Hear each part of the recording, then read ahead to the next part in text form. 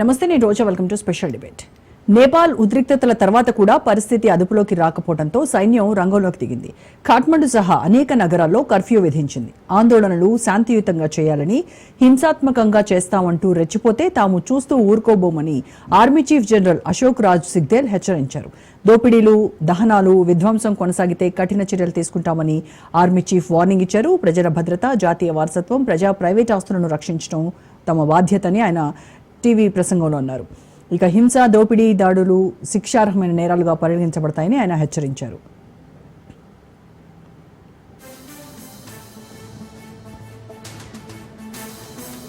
భారత విదేశాంగ మంత్రిత్వ శాఖ తన పౌరులకు హెచ్చరిక జారీ చేసింది. ఈ సమయంలో నేపాల్ ప్రయాణాన్ని వాయిదా వేసుకోవాలని, ఇప్పటికే అక్కడ ఉన్నవారు తగిన జాగ్రత్తలు పాటించాలని సూచించింది. 3 కోట్ల జనాభా ఉన్న నేపాల్లో నిరుద్యోగం, ఆర్థిక మాంద్యం, అవినీతి పట్ల అసహనం పెరుగుతూ వచ్చింది. సోషల్ మీడియా నిషేధం ఆ అసహనానికి కారణమైంది. దీంతో దేశం మొత్తం అల్లకల్లోలో రేగింది. సోషల్ మీడియా నిషేధం, అవినీతి వ్యతిరేకంగా ప్రారంభమైన యువత నేతృత్వంలోని నిరసనలు ఇప్పుడు హింసాత్మకంగా మారాయి. పార్లమెంటు భవనం, ప్రభుత్వ కార్యాలయాలు, రాజకీయ పార్టీ ఆఫీసులపై దాడి చేసి నిప్పు పెట్టారు. పోలీసు చర్యలు ఇప్పటి వరకు కనీసం 19 మంది నిరసనకారులు, 3 పోలీసులు ప్రాణాలు కోల్పోయినట్టు సమాచారం. దీంతో దేశవ్యాప్తంగా ఆందోళన మరింత భగ్గుమంది. సో ప్రస్తుతం అక్కడ ఎందుకు ఇలాంటి పరిస్థితి తలెత్తింది, అలాగే భారత్కి ఏమైనా ఎఫెక్ట్ ఉండబోతోందా నేపాల్లో జరుగుతున్నటువంటి చర్యలకు సంబంధించి? నమస్తే అండి. నమస్తే. మురళీ మనోహర్ గారు, ఇప్పుడు నేపాల్లో నిరుద్యోగము, అలాగే ఆర్థిక మాంద్యం కావచ్చు, అవినీతి, అలాగే సోషల్ మీడియా నిషేధము, వీటన్నింటి వల్లనే అక్కడ ఇప్పుడు మనం చూస్తున్నటువంటి వాటన్నిటికీ కారణము ఇవేనంటారా, లేదంటే అంతర్లీనంగా ఇంకేదైనా మూల కారణం ఉండుండొచ్చు అంటారా? మనం మర్చిపోకూడదు, నేపాల్లో చాలా ఏళ్లుగా, కొన్ని దశాబ్దాలుగా, 17 ఏళ్లలో సుమారుగా 14 మంది ప్రధానులు మారారు. అంటే పొలిటికల్ ఇన్స్టెబిలిటీ ఉంది, బాగా విపరీతమైన పొలిటికల్ ఇన్స్టెబిలిటీ ఉంది. ప్రభుత్వాలు నిలబడడం లేదు. అక్కడ రాజ్యాంగమే 5 సార్లు రాజ్యాంగము తిరిగి రాయడం జరిగింది. ఇలా పొలిటికల్ ఇన్స్టెబిలిటీ కారణంగా ఆర్థిక మాంద్యం వచ్చేసింది, అక్కడ నిరుద్యోగం వచ్చేసింది, లేకపోతే మీరు అన్నట్టు అవినీతి, విపరీతమైనటువంటి అవినీతి వచ్చేసింది. బేసిక్ గా మనం మర్చిపోకూడదు, నేపాల్ అనేది ఒకప్పుడు రాజరిక వ్యవస్థ ఉండేది. 2005లో రాజరిక వ్యవస్థ పోయింది. దాని కొరకు కూడా ఆందోళన జరిగింది. అంతకు ముందు కూడా 1990లో రాజరికానికి వ్యతిరేకంగా ఆందోళన జరిగినా రాజరికం పోలేదు. 2005లో మళ్ళా జరిగింది. ఇవన్నిట్లో మనం చూస్తే నేపాల్లో ఒకటి, రాజరికాన్ని ఇప్పటికీ కావాలని కోరుకునే సమూహం, ప్రజా సమూహం ఒకటి ఉంది. రెండవది, ప్రజాస్వామ్య వాదులు ఉన్నారు, ప్రజాస్వామ్యమే కావాలనేటువంటి పెద్ద సంఖ్యలో ఒక నెంబర్ ఉంది. మూడవది, కమ్యూనిజం వచ్చింది. ప్రపంచం మొత్తం కమ్యూనిజం పోతే ఇక్కడ కమ్యూనిజం అవుతుంది, కమ్యూనిజాన్ని ఇష్టపడే వాళ్ళు. ఈ 3 రకాల మనుషుల కారణంగా ఇక్కడ ఒక రాజకీయమైనటువంటి ఇన్స్టెబిలిటీ ఏర్పడ్డది. దాంతో ఈ సమస్యలు అన్నీ వచ్చాయి. ఈ అసంతృప్తి, విపరీతమైన అసంతృప్తి గూడు కట్టుకున్నది ప్రజల లోపల. అందరూ దొంగలే అనేటువంటి ఒక భావన యూత్ లో మనకు కనబడుతుంది. అలాంటి యూత్ లో ఉన్నటువంటి తీవ్ర అసంతృప్తే వీటన్నిటికీ కారణం అనిపిస్తుంది. కాకపోతే ట్రిగ్గర్ పాయింట్, మీరు అన్నట్టుగా ట్రిగ్గర్ పాయింట్ మాత్రం ఈ 26 సోషల్ మీడియా ప్లాట్ఫామ్స్ రద్దు చేయడం అనేది ఒకసారి యూత్ వీళ్ళందరికీ కూడా జెన్జీ అంటాం కదా, ఈ జెన్జీ జనరేషన్ కు ట్రిగ్గర్ పాయింట్ అయింది, రోడ్లపైకి తీసుకొచ్చింది. అది మాత్రం రోడ్లపైకి తీసుకొచ్చింది. మరి ఎందుకు ఆగలేదు? పోనీ బ్యాన్ ఎత్తేసారు కదా, 25 ప్లాట్ఫామ్స్ మీద, 26 ప్లాట్ఫామ్స్ మీద బ్యాన్ ఎత్తేసారు గోలి శర్మ గారు.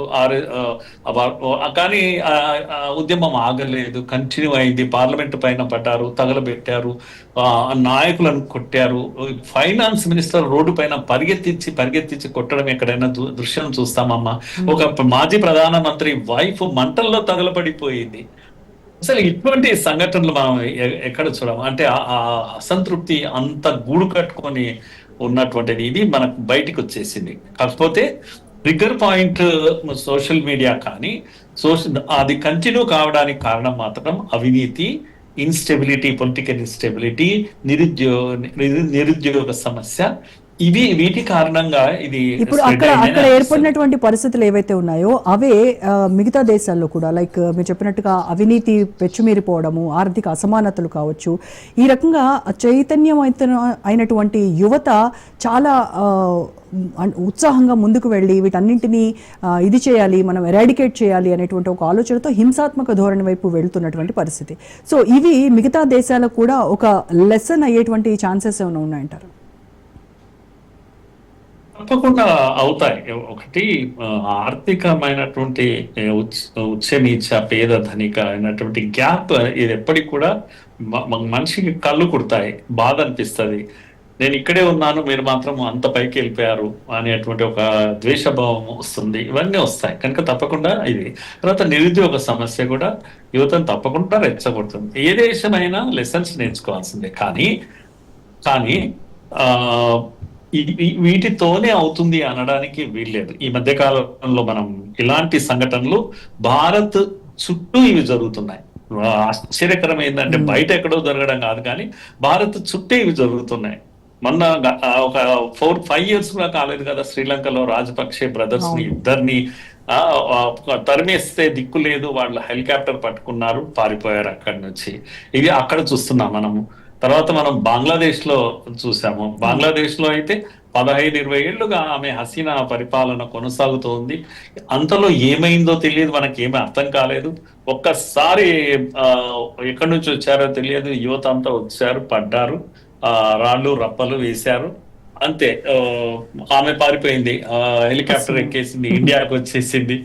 ఇంకోవైపు ఈవెన్ పాకిస్తాన్ లో కూడా ఇమ్రాన్ ఖాన్ కేసులు పెట్టేసి లోపల వేసేసి ప్రభుత్వాన్ని మార్చేశారు అక్కడ కూడా.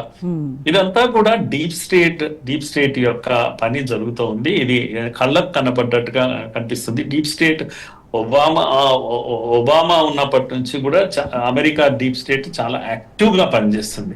వాళ్ళ యొక్క మిషనరీ ఎంత బాగుంది అని అంటే వాళ్ళ పేర్లు బయటకు వచ్చేసే, వాళ్ళంతా ఎవరు పనిచేసి ఇప్పటికి కూడా ట్రంప్ హయాంలో కూడా ఇది విక్టోరియా న్యూలాండ్ కానీ, డొనాల్డో జూ కానీ, లేకపోతే ఇలాంటి వాళ్ళందరూ కూడా వెరీ పాపులర్ ప్రభుత్వాలను కూల్చడంలో. అనేక దేశాల్లో యుద్ధం అవసరం లేకుండా ప్రభుత్వాలు కూలిపోతున్నాయమ్మా, మనం మర్చిపోకూడదు. ఏమైంది కళ్ళ ముందు బంగ్లాదేశ్ లో ఒక ఐలాండ్ ఏదో అడిగితే అమెరికా ఈమె ఇవ్వలేదు, ఆమె బయటికి ప్రకటించింది కూడా. కనుక ఇవ్వకపోతే అట్లయితే మాకు స్టేషన్ కావాలి, అమెరికా అడిగింది. ఇవ్వకపోతే వెంటనే రాళ్ళు పడ్డాయి, ఆమె పారిపోయింది. మరి ప్రభుత్వం ఎవరు ఏర్పాటు చేయాలి? అమెరికానే ఏర్పాటు చేసింది కదా. యూనస్ ఎక్కడి నుంచి వచ్చాడు? డైరెక్ట్ గా పైనుంచి పారాచూట్ డ్రాప్ చేశారు కదా, వచ్చి పరిపాలిస్తున్నాడు. America agent is running the show. అలా ఇప్పుడు పాకిస్తాన్ అమెరికా గుప్పిట్లో ఉంది, ఇమ్రాన్ ఖాన్ లోపల పెట్టేసి అందరూ. ఇప్పుడు నేపాల్ కూడా అమెరికా గుప్పిట్లోకి వెళ్ళిపోతుంది, ఎందుకంటే చైనా ఆధిపత్యం విపరీతంగా అక్కడ నడుస్తుంది. కనుక ఇద్దరి ఆధిపత్య పోరు, అది చైనా అమెరికా ఇద్దరి ఆధిపత్య పోరు కారణంగా ఈరోజు నేపాల్లో ఇదంతా ఉంది. కనుక కేవలము అవినీతి, అక్రమము, అసంతృప్తి మాత్రమే కాదు, వీటి పైన ఈ డీప్ స్టేట్ ఆపరేట్ చేస్తుంటది. మన దగ్గర కూడా ఉదాహరణకు మనకు అసంతృప్తి, ఎంత మంచి ప్రభుత్వాలు ఉన్నా ఎక్కడో దగ్గర మన బలహీనతలు ఉంటాయి, మనకు సమస్యలు ఉంటాయి. వాటిపైన వీళ్ళు డీప్ స్టేట్ అనేది ఆపరేట్ చేస్తూ ఉంటుంది. ట్రిగ్గర్ పాయింట్ ఒకటి కావాలమ్మా వాళ్ళకి ఎప్పుడు కూడా. ఉదాహరణకు సిఏఏ అనేది మంచి ట్రిగ్గర్ పాయింట్ మన దగ్గర. కనుక ఎవరు అమాయకులైనటువంటి ముస్లింలు, వాళ్ళకి ఏం సంబంధం లేదు, సమస్య వాళ్ళది కానే కాదు. కనుక పాకిస్తాన్ లో ఉన్న వాళ్ళకి హిందువుల సమస్య అది, లేకపోతే బంగ్లాదేశ్ లో ఉన్న హిందువుల సమస్య, ఇక్కడ భారతదేశంలో ఉన్న ముస్లింలకు సమస్య కాదు. కానీ అక్కడ ప్రజల అందరికీ సోషల్ మీడియా ఏమని తీసుకుపోయింది అంటే, అయిపోయింది మీ పని, ఈ దేశంలో మీరు బ్రతకలేరు అనేటువంటి ఒక స్థితి కల్పించేసరికి రోడ్లపైకి వచ్చేసారు కదా. కాకపోతే ప్రభుత్వం బలమైన ప్రభుత్వం కారణంగా కంట్రోల్ చేయగలిగింది. కానీ ఈ దేశంలో ఈ ఆపరేషన్ జరుగుతున్నాయి. మన దగ్గర ఇదేంటి ఫామ్ రైతుల ఉద్యమం, ఢిల్లీలో జరిగినటువంటి ఉద్యమం కానీ, లేకపోతే మిగతా ఇవన్నీ కూడా షాహీన్ బాగ్ ఉద్యమం కానీ, సిఏఏ కానీ, ఇలాంటివన్నీ కూడా డీప్ స్టేట్ ఇన్వాల్వ్మెంట్ తో. కానీ భారత్ చాలా బలంగా ఉంది. మన ఏజెన్సీస్ చాలా బలంగా ఉన్నాయి. ఎక్కడంటే అక్కడ బాంబులు వేలేటువంటి ఇంతకు మొదలు పరిస్థితి ఉంది. ఇప్పుడు అలా లేదు. మన ఇంటెలిజెన్స్ చాలా స్ట్రాంగ్ గా ఉంది. దీంతో ఇక్కడ నియంత్రించబడుతుంది ప్రభుత్వము పైన. ఇప్పుడు జరుగుతున్నటువంటి అశాంతి ఏమన్నా భారత్ నేపాల్ సంబంధాలపై ఏమైనా ఎఫెక్ట్ చూపిస్తుందంటారా? ఎందుకంటే వాణిజ్య రవాణా పూర్తిగా రెండు దేశాల మధ్య ఆగిపోయినటువంటి పరిస్థితి, ఆర్థిక సహకారం పైనే ఎక్కువగా మనము డిపెండ్ అవుతూ ఉన్నాము. సో అలాంటప్పుడు ఎలాంటి కాన్సిక్వెన్సెస్ ఉంటాయంటారు? నేపాల్తో మనకు ఆర్థిక సమస్యలు మనకు రావు. ప్రాబ్లం నేపాల్కే ఉంటుంది. కాకపోతే చాలా మంది నేపాల్లో యువత సగం మంది 50% ఇండియాలో జాబ్స్ చేస్తారు. అక్కడ వాళ్ళ దగ్గర జాబ్స్ లేవు. గూర్ఖాలు ఎవరమ్మా మన దగ్గర ఇంటి చుట్టూ కాపలా కాసే గూర్ఖాలంతా కూడా ఆ నేపాల్ నుంచి వచ్చేవాళ్ళు. చాలా ఇండ్లలో పని మనుషులుగా చేస్తున్నారు. అనేక చిన్న చిన్న పనులు చేసుకుని బ్రతుకుతూ ఉంటారు. ఇండియాలో బ్రతుకుతున్నారు. మెజారిటీ యూత్ అంతా ఇక్కడనే ఉన్నారు. ఇక్కడ చదువుకుంటారు. ఇక్కడ ఇన్స్టిట్యూషన్స్ లో అంతా నేపాల్ స్టూడెంట్స్ ఉంటారు. తర్వాత నేపాల్కి మనకున్న సంబంధాలు, సాంస్కృతిక సంబంధాలు ఏంటి అంటే రోటీ బేటీ బంధుత్వం అంటాం కదా, అలాంటి బంధుత్వం ఉంది. మన అమ్మాయిలను అక్కడ ఇస్తాము, అక్కడ అమ్మాయిలు ఇక్కడికి పెళ్లిళ్ళు చేసుకుంటారు. ఇవన్నీ ఉండడం వల్ల ఆర్థికంగా మనకు సమస్య కాకపోయినప్పటికీ ఇప్పుడు బార్డర్స్ క్లోజ్ అవుతాయి కనుక వాళ్లకు కామన్ మ్యాన్ కు, నేపాల్ కామన్ మ్యాన్ కే ఇది ఇబ్బంది అవుతుంది. కాకపోతే ఒక్కసారి భయపడేసి నేపాల్ అంతా ఖాళీ అయిపోయి ఇండియాకు వచ్చిన బంగ్లాదేశ్ 71 వార్ అప్పుడు అలా జరిగింది. అలాంటివి జరిగితే మళ్ళా మనకు వాళ్ళందరికీ భోజనాలు పెట్టడం, వాళ్ళకి షెల్టర్ ఇవ్వడం అనేది మనకు కష్టమైనటువంటి పని. అంతగా అంతా కూడా వాళ్ళ జనాభా అంతా 3 కోట్లు కనుక మన ఇండియా పైన అంత పెద్ద మనకు ప్రభావం ఏమీ ఉండదు ఇప్పట్లో. వాళ్ళకి ఆ సమస్య ఉంటుంది. ఎందుకంటే మనం కూడా బార్డర్స్ క్లోజ్ చేశాము. వీలైనంత వరకు ఫ్లో ఇక్కడ లేకుండా మనం ఆపుతున్నాము కనుక ఆ ఇబ్బంది ఏం లేదు. అలాగే ఈ శర్మ ఓలీ ప్రభుత్వ పతనం తర్వాత మొత్తం ఆర్మీ సైన్యం అంతా రంగంలోకి దిగింది. సో ఈ సైన్యం రంగంలోకి దిగటం వల్ల అక్కడ ఉన్నటువంటి పరిస్థితులు, శాంతి భద్రతలు అదుపులోకి వస్తాయంటారా? లేదంటే ఇంకొంచెం అశాంతి ఏమన్నా పెరిగేటువంటి ప్రమాదం కూడా ఉందంటారా దానివల్ల? ఇప్పటికే ఇది కనపడుతుంది. ఏది నియంత్రణ ఒకటి కనపడుతుంది. విచ్చలవిడితనం తగ్గిపోయింది. కాస్త ఈ మంటలు ఇవన్నీ కూడా తగ్గిపోయాయి. నేను అనుకుంటాను ఆర్మీ కంట్రోల్ చేయగలుగుతుంది. కానీ జైళ్లను బద్దలు కొట్టి బయటికి వస్తున్న వాళ్ళు కొందరు పేర్లు మనం వింటున్నాము. మాజీ డిప్యూటీ ప్రైమ్ మినిస్టర్ ఒక ఆయన జైలు బద్దలు కొట్టుకునే రాష్ట్రీయ స్వతంత్ర పార్టీ సంబంధించిన ఆయన బయటకు వచ్చారు.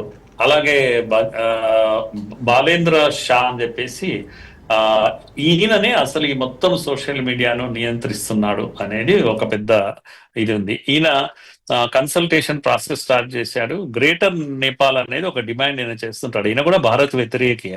భారత్ సినిమాలు కూడా నియంత్రించాలి, ఆపాలి అని చెప్పేసేవాడు. కనుక ఈ సోషల్ మీడియా ఉద్యమం ఏదైతే ఉందో అది ఈయన కంట్రోల్లో ఉంది అని, ఈయన నెక్స్ట్ ప్రైమ్ మినిస్టర్ కావాలని కోరుకుంటున్నారు. ఇలాంటి కొన్ని చర్యలు ఇప్పుడే మొదలయ్యాయి. కన్సల్టేషన్ ప్రాసెస్ మొదలైంది. కొత్త ప్రభుత్వం కూడా ఏర్పడే అవకాశం ఉంది. ఎందుకంటే కంప్లీట్ కంట్రోల్లోకి వచ్చేసింది, ఆర్మీ కంట్రోల్లోకి. కనుక రవి లమిచా అని చెప్పేసి ఈ జైలు నుంచి విడుదలైనటువంటి వ్యక్తి, ఆయన కూడా తను ప్రధానమంత్రి కావాలని అనుకుంటున్నారు. వీళ్ళిద్దరూ మేజర్ గా ఇప్పుడు ఈ పోటీలో ఉన్నారు. ఉద్యమాన్ని వెనకాల ఉండి నడిపించింది కూడా వీళ్ళే అని వాళ్ళు చెప్తూ ఉన్నారు. కనుక చూడాలి ఒకవేళ మళ్ళా కొత్త ప్రభుత్వం. కానీ ఏది ఏమైనా ఏ ప్రధానమంత్రి, ఏ ప్రభుత్వం 1 సంవత్సరం 2 సంవత్సరాల కన్నా ఎక్కువ ఉండలేకపోతున్నారు. ఇన్స్టెబిలిటీ చాలా ఉంది. మరి వేచి చూడాల్సిందే. వాయిలెన్స్ అయితే తప్పకుండా కంట్రోల్ అవుతుంది అని నాకు అనిపిస్తుంది అమ్మా ఇది. Right. Thank you so much Murali Manohar గారు. ఇది ఇవాల్టి special debate. Stay tune to Raj news.